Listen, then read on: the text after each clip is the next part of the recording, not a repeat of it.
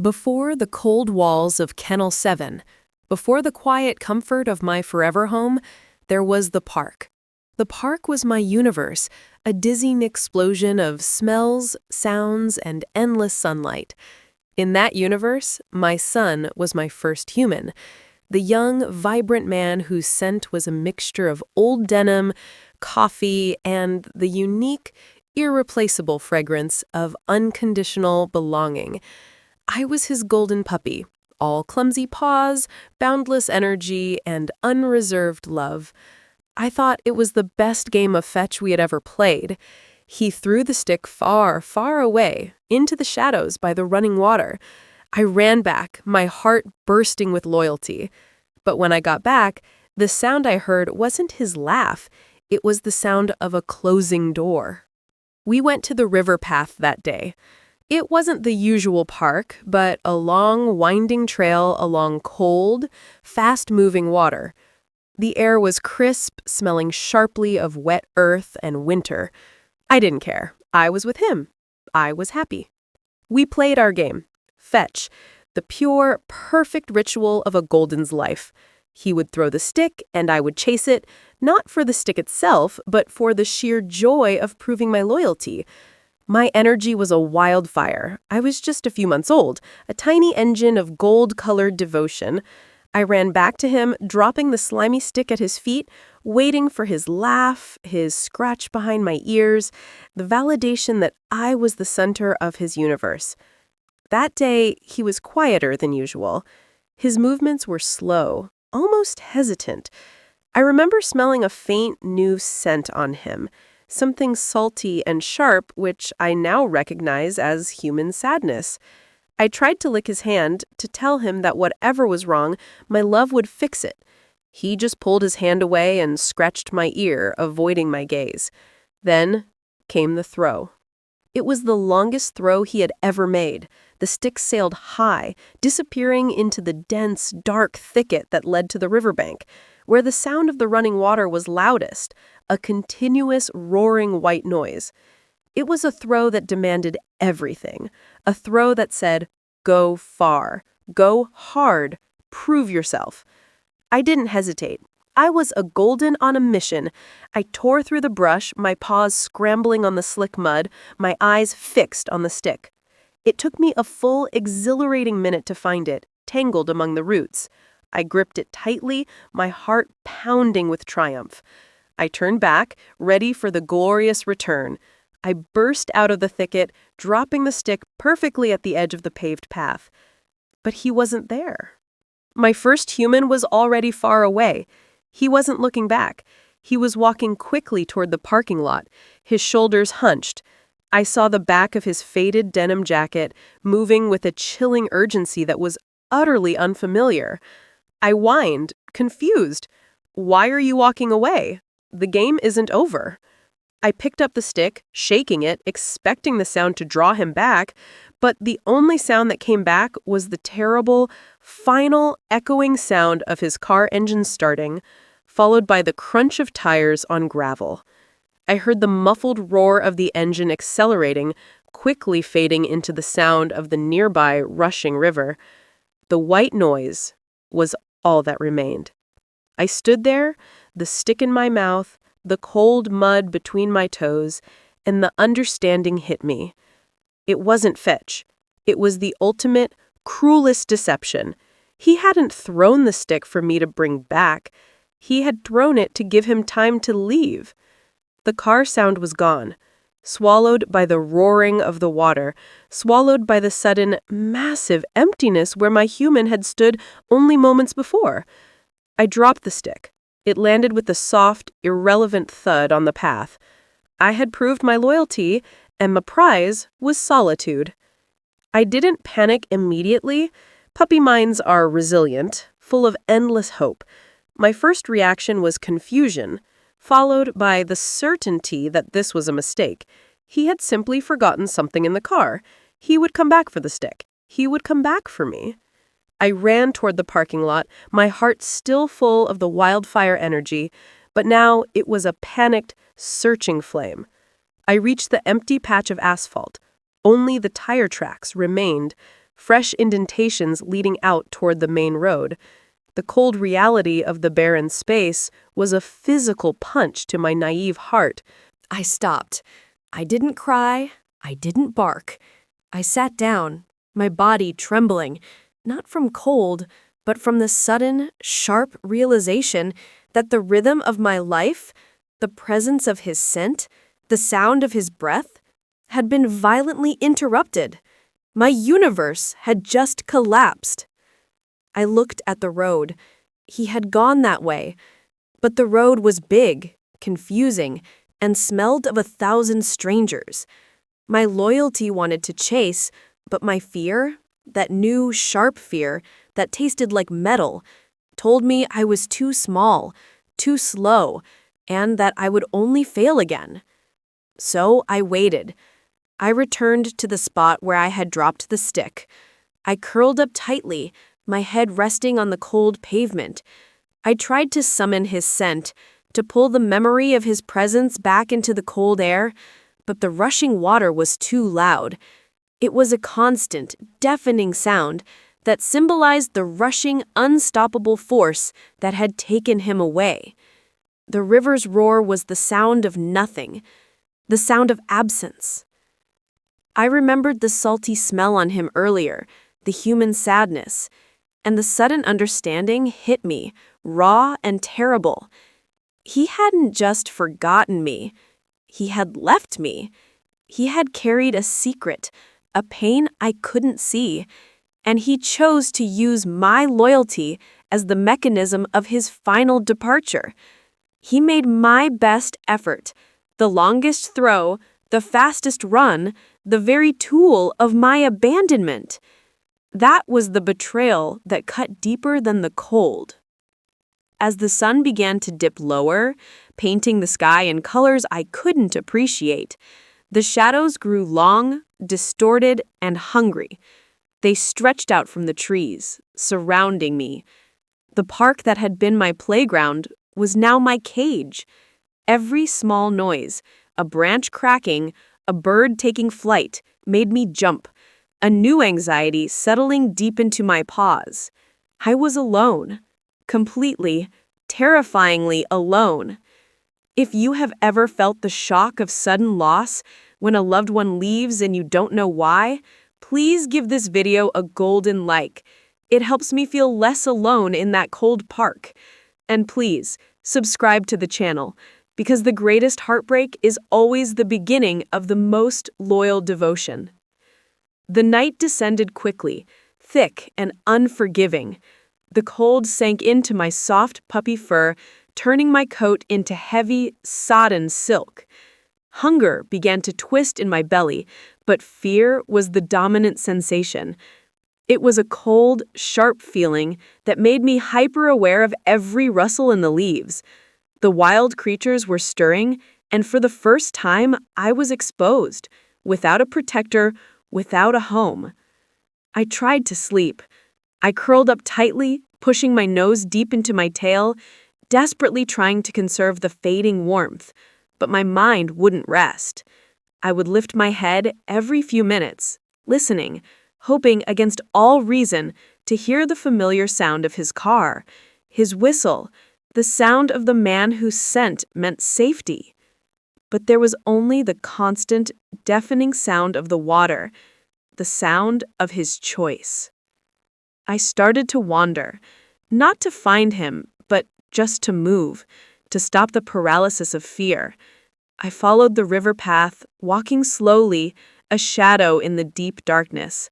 My paws were sore, my energy depleted. I was losing the joyful scent of the game, replacing it with the sharp, acrid smell of my own panic. That's when I saw the light. It was a small, feeble beam, dancing erratically through the trees far down the path. A human light. My heart, against all logic, hammered with renewed hope. He came back. I ran toward the light, my legs aching, the last reserves of my puppy energy pouring into a desperate sprint. I burst onto the path, panting, and stopped, dead. It wasn't him. The figure was small, hunched, and unfamiliar. It was an elderly woman, dressed in heavy layers, carrying a walking stick and a small, weak flashlight. She was moving slowly, inspecting the ground, her gaze fixed downward. She had the faint, unique smell of garden soil and old lavender, the scent of a life lived gently. She was a complete stranger. My instinct told me to bark, to make myself known. But the betrayal was too fresh. I simply stopped, observing her from a distance, hidden mostly by the shadows.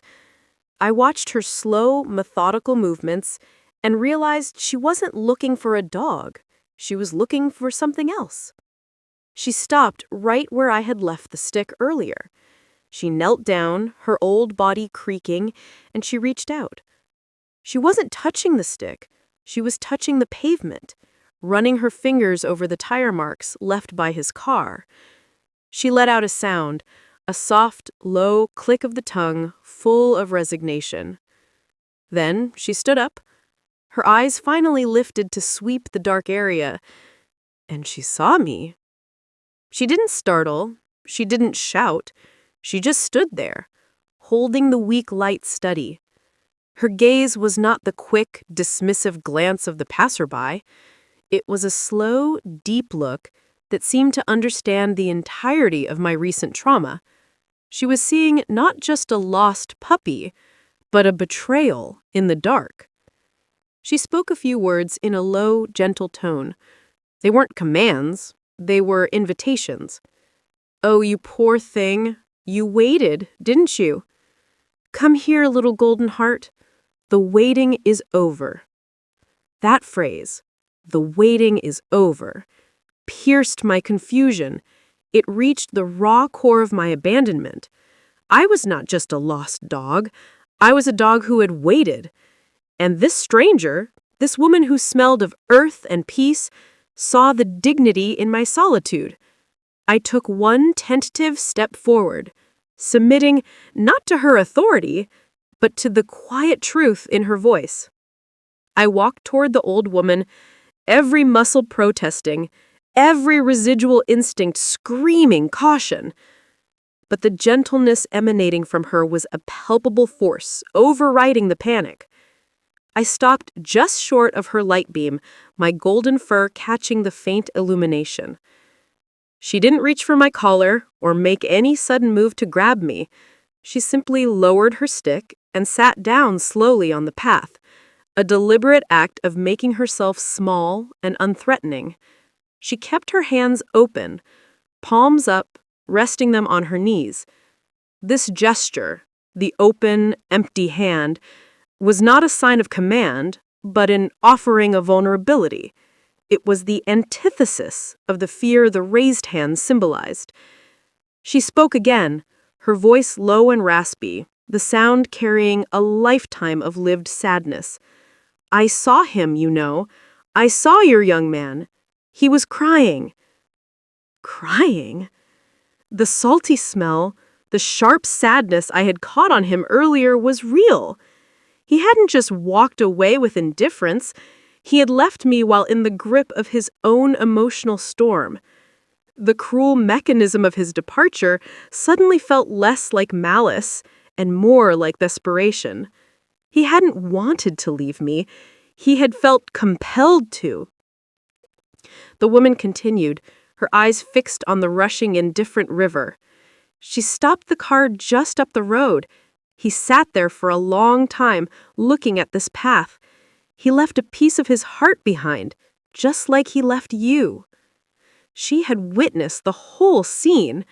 She was not just a rescuer. She was a witness to my heartbreak and his desperation. She saw the full complexity of the human condition, the weakness that causes abandonment, and the simultaneous sorrow of the one who leaves. I slowly crept closer. My nose touched her rough, heavy trousers, smelling the strong, comforting scent of garden soil, and beneath it, the enduring aroma of human loyalty. This was a safe person, a person who understood the shades of loss. She reached out, with excruciating slowness and gently cupped my head in her hands, the first deliberate, sustained touch I had received since the betrayal. Her skin was cool, wrinkled, and utterly steady. The touch didn't cause fear. It caused a deep, powerful release. My body finally gave up the fight. I leaned into her palm, and a quiet, profound whimper escaped my chest. Not of pain, but of recognition. She understood. I realized then that this encounter wasn't about being saved from the wild. It was about being saved from the lie that I was worthless, the lie that his departure was an act of cold indifference. The woman's simple words and steady hands separated the pain of the event from the cruelty of the intention. He was broken, and his breaking cost me my home, but the cost was paid by his own heart, too. She stroked my fur, slowly, rhythmically. "You're a good dog. You didn't do anything wrong." Sometimes humans break, and when they break, they drop the most precious things. Her touch was my first lesson in forgiveness. Not forgiveness for him, that would come later, but forgiveness for myself. For the frantic puppy who believed her failure to run faster was the cause of her abandonment. Her hands were proving that loyalty could be met with understanding, not punishment. She finally stood up, her body creaking. She didn't have a leash. She didn't need one. She just started walking slowly back up the path, holding the light ahead. I followed, instinctively, placing my paws exactly where her feet had landed. I wasn't following a human. I was following a quiet, steady beacon of unconditional safety. If you are feeling the burden of a past you can't forgive, remember that sometimes the kindness of a stranger can rewrite your most painful memory. Please like this video and subscribe to follow the Golden Heart's journey from betrayal to boundless love. The moment stretched, suspended in the hallway air, smelling of pine wood and scattered metal. My nose was safely tucked beneath the dad's hand. The warmth of his palm was a physical antidote to the icy spike of my adrenaline. It was the most perfect, profound silence I had ever known, containing the entire weight of my past, his grief for Max, and our fragile, hard-won future. I allowed myself to stay there. My body is still slightly trembling, but my spirit finally at rest. I was breathing deeply, matching my rhythm to the slow, steady beat of his heart against the floor. He didn't move for what felt like an eternity. He simply let the moment exist, allowing the silence to deliver the deepest message. You are choosing this safety. It wasn't a reward for a trick. It was the validation of a terrible struggle. He was acknowledging that overcoming my trauma required more bravery than any feat of obedience. I began to process the paradox of his hands. They were the hands that had caused the sudden, terrifying noise by knocking over the box. They were the hands that represented the immense power of humanity to both build and destroy. Yet they were also the hands that had brought me out of the cold shelter, the hands that now offered unwavering stillness. I realized that the fear I carried wasn't about these specific hands, but about the memory of hands, the generic, cruel archetype of abandonment and force. By remaining still, by letting me choose his touch, the dad was helping me rewrite the definition of hand in the dictionary of my heart. The old entry read, hand, danger, flee. The new entry was slowly etching itself, hand, trust, stay. This transformation of meaning from threat to sanctuary was the true miracle of our coexistence. I understood that healing is simply the process of updating your instincts with new, reliable data. The most beautiful revelation was the connection between his past and mine. Max had taught him the devastating finality of a hand that is gone. I was teaching him the immense courage required to trust a hand that stays. We were, once again, healing each other's specific wounds. He was healing my fear of the raised hand. I was healing his fear of the empty hand. This shared space of vulnerability was our true common ground, more permanent than any rug or wall. We were communicating not through words or commands, but through the mutual language of quiet commitment and chosen presence. The simple act of his hand remaining still, despite my collision, spoke volumes about his character and his decision to be a healer, not a punisher. His patience was a powerful, silent form of loyalty I had never encountered. Finally, the dad moved. But he didn't pull away. He slid his body closer, leaning against the wall but maintaining contact. He gently slipped his other hand under my chest and very, very slowly, he pulled me toward him.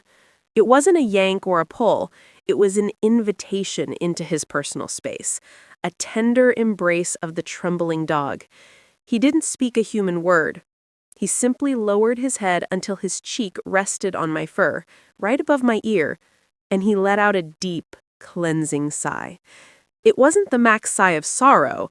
It was a new sigh, the sound of relief and acceptance. He was transferring his calm directly to me, saturating my coat with his steady, solid presence. I felt the profound weight of his own guardedness finally lifting, broken not by a grand gesture, but by the quiet bravery of my stillness. It was as if by proving his hands were safe for me, he was finally proving to himself that his heart was ready to fully invest in a new love. The emotional risk he took with me was also the final, necessary step in his own journey past Max's death. He realized that the greatest honor to Max was to continue the tradition of unconditional love.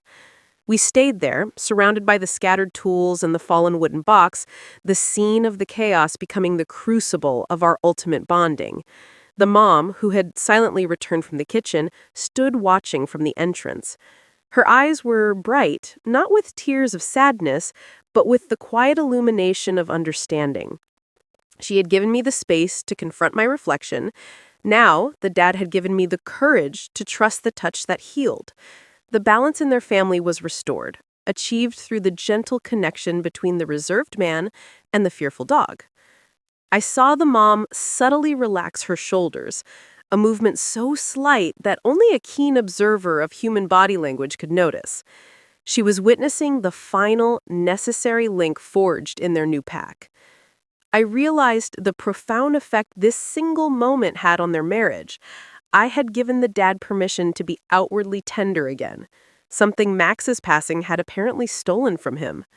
I knew that training was important, but that day I learned that communication between species transcends commands. It is about emotional calibration. It is about slowing down your world so the traumatized heart can catch up.